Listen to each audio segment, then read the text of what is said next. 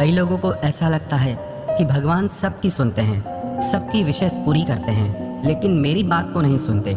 मेरी विशेष पूरी नहीं होती, मेरी इच्छाएं पूरी नहीं होती। जो हम मांगते हैं वो हमें मिलता नहीं है। और बहुत से लोग प्रार्थना में, प्रेयर में मानते ही नहीं हैं। उन्हें लगता है कि प्रार्थना करने से कुछ नहीं होता, क्योंकि उन्हें ये लगता है हमने बहुत प्रार्थना करके देख लिया, जो हमने मांगा वो हमें मिला ही नहीं, इसीलिए अब हम प्रार्थना ही नहीं करते। वास्तव में प्रेयर का असली अर्थ, प्रार्थना का असली भाव लोग समझ ही नहीं पाते। ये अस्तित्व जिसे हम प्रकृति भी कहते हैं और जिसे हम परमात्मा भी कहते हैं, उसी अस्तित्व की शक्ति से हम चल रहे हैं। भगवत गीता में श्री कृष्ण ने कहा है अर्जुन से, ये मनुष्य माने चाहे ना माने, पर इसको प्रकृति ने ही धारण कर रखा है, इसको अस्तित्व ने ही धारण कर रखा है। अब पहले आप ये समझो कि प्रार्थना काम कैसे करती है। अब जैसे आपके घर में इलेक्ट्रिसिटी का, बिजली का कनेक्शन है, तो क्या अपने आप सारी लाइट्स जल जाती हैं? क्या अपने आप आपका फ़ोन चार्ज हो जाता है? आपको अपना फ़ोन चार्ज करने के लिए इलेक्ट्रिसिटी के साथ अपने फ़ोन के चार्जर को कनेक्ट करना पड़ता है, तब आपका फ़ोन चार्ज होता है। ऐसे ही जब हम उस परम शक्ति के साथ अपनी प्रार्थनाओं का चार्जर कनेक्ट करते हैं, तो हमारे भीतर उस परम शक्ति के द्वारा ऊर्जा प्रवाहित होने लगती है। परमात्मा परम शक्ति का नाम है, कोई हमारा नौकर नहीं है जो हमने ऑर्डर किया और हमारी इच्छा पूरी हो गई। प्रार्थना करने के सबसे बड़े 3 फायदे होते हैं। एक तो आपके अंदर शांति आती है, आपका मन शांत होता है और शांत मन से आप बेहतर जिंदगी जी पाते हैं। और दूसरी बात, आपके भीतर विश्वास जगता है, आप अपने डर से आगे सोच पाते हैं, आपके अंदर कॉन्फिडेंस आ जाता है, हिम्मत आ जाती है। तीसरी बात, आपके भीतर एक शक्ति आ जाती है, उस विश्वास से कि परमात्मा मेरे साथ है, वो मेरी मदद जरूर करेंगे। जब आप प्रार्थना में अस्तित्व से, परमात्मा से सहायता मांगते हैं, तो वो किसी न किसी रूप में आपको वो सहायता जरूर पहुंचाते हैं। पर इसका मतलब ये नहीं है कि आप कुछ भी ना करें। कहते हैं कि आलसी इंसान को देखकर परमात्मा भी घबरा जाता है। परमात्मा उन्हीं के लिए कुछ करता है जो खुद कुछ करने के लिए आगे कदम बढ़ा। जैसे एक बच्चा अपने माता पिता से जिद करता है कि उसे चाकू के साथ खेलना है, और उसके माँ बाप उसे रोकते हैं, मना करते हैं। उसे ये समझ में नहीं आता कि मेरे माँ बाप मुझे खेलने से क्यों रोकते हैं, क्यों मेरे साथ दुश्मन की तरह बिहेव करते हैं। पर उसके माँ बाप को पता है कि ये चाकू इसे नुकसान पहुँचा सकता है। कई बार जो चीजें हम मांगते हैं, हो सकता है वो हमारे लिए सही ना हो, इसीलिए वो हमें नहीं मिलती। इसीलिए आप अपनी प्रार्थनाओं से अपना विश्वास कभी मत खोना। आप यकीन मानना, आपकी प्रार्थनाओं का असर, आपकी दुआओं का असर एक ना एक दिन जरूर रंग लाएगा। बढ़ाते हैं। एक बार एक किसान किसी दूर गांव में रहता था। उन दिनों बारिश का समय था, चारों तरफ गड्ढों में पानी भरा हुआ था।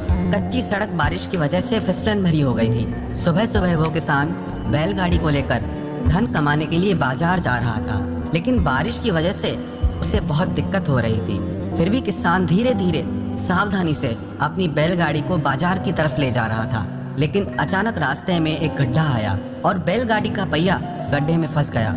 और ये देखकर किसान मन ही मन परमात्मा को शिकायत करने लगा कि एक तो मेरे पास वैसे ही पैसों की कमी है, ऊपर से बारिश हो रही है और ऊपर से मेरी बैलगाड़ी इस कीचड़ में धंस गई है। बहुत उल्टी सीधी बातें परमात्मा के लिए कहने लगा कि तू मुझे जानबूझकर दुख देता है और यहाँ कोई मेरी मदद करने वाला भी नहीं दिख रहा। फिर वहाँ से एक व्यक्ति गुजरा। उसने किसान से पूछा, तुम इतने परेशान क्यों हो? वो बोला, मैं सुबह से यहाँ बैठा हूँ, मेरी गाड़ी फंस गई है, मेरा तो नसीब ही खराब है, भगवान ने मेरे साथ बहुत अन्याय किया है। तो उस व्यक्ति ने कहा, तू इतनी देर से यहाँ बैठकर अपने भाग्य को कोस रहा है, परमात्मा को कोस रहा है। क्या तूने खुद कोशिश की इस बैलगाड़ी को कीचड़ से निकालने की? एक बार भी अपनी तरफ से प्रयास किया? वो किसान बोला, नहीं, मैंने कोशिश नहीं की। तो फिर उस व्यक्ति ने कहा कि आप बैलगाड़ी को बाहर निकालने की कोशिश करो, मैं भी आपकी मदद करता हूँ। फिर उन दोनों ने मिलकर बैलगाड़ी को कीचड़ से बाहर निकाल दिया। अधिकतर लोग ऐसे ही होते हैं जो खुद कुछ नहीं करना चाहते, अपने भाग्य को कोसते रहेंगे, परमात्मा को कोसते रहेंगे। उन्हें लगता है कि परमात्मा ने उनके साथ बहुत गलत किया है। इंसान का स्वभाव ऐसा है, जब भी कुछ अच्छा काम करता है ना, तो उसका क्रेडिट वो किसी को नहीं देता। वो कहता है कि ये मैंने किया है। और जब भी कुछ बुरा होता है ना, तो वो उसका जिम्मेदार किसी और को ठहराता है, किसी और को बताता है। जब तक आप खुद के लिए कोई कदम नहीं उठाएंगे, तो परमात्मा या भाग्य आपके लिए क्या कर सकता है? अब आपके घर में फैन लगा हुआ है, एयर कंडीशनर है, पर जब तक आप उसे ऑन नहीं करेंगे, तब तक वो कैसे वर्क करेगा? एक गांव में एक व्यक्ति रहता था। उसने कहीं से सुन लिया था कि जब भी कोई मुश्किल हो तो परमात्मा बचाने के लिए जरूर आते हैं। एक दिन उस गांव में बहुत तेज बारिश पड़ी और वो बारिश इतनी ज्यादा पड़ी कि सारा गांव पानी से भर गया। वो पानी उस व्यक्ति के घुटनों तक आने लगा। तभी वहां पर एक गाड़ी आई और गाड़ी में सवार उस व्यक्ति ने इस व्यक्ति को भी अपनी गाड़ी में बैठकर चलने के लिए कहा। उसने कहा, मुझे तुम्हारी कोई जरूरत नहीं, मुझे परमात्मा आएंगे बचाने के लिए। वो गाड़ी वाला वहां से चला गया। फिर पानी और बढ़ने लगा। वो परमात्मा को याद करने लगा। तभी वहां पर एक नाव आई।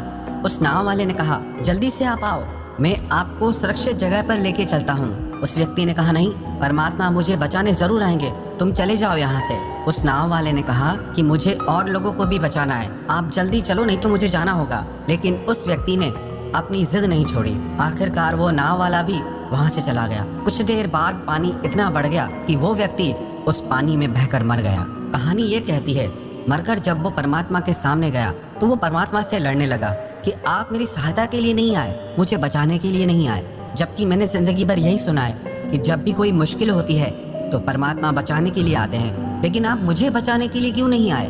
तो परमात्मा ने कहा, मैं तेरे पास 2 बार बचाने के लिए आया, एक बार उस गाड़ी वाले के रूप में और एक बार उस नाव वाले के रूप में, पर तूने मुझे पहचाना ही नहीं, समझा ही नहीं, जाना ही नहीं।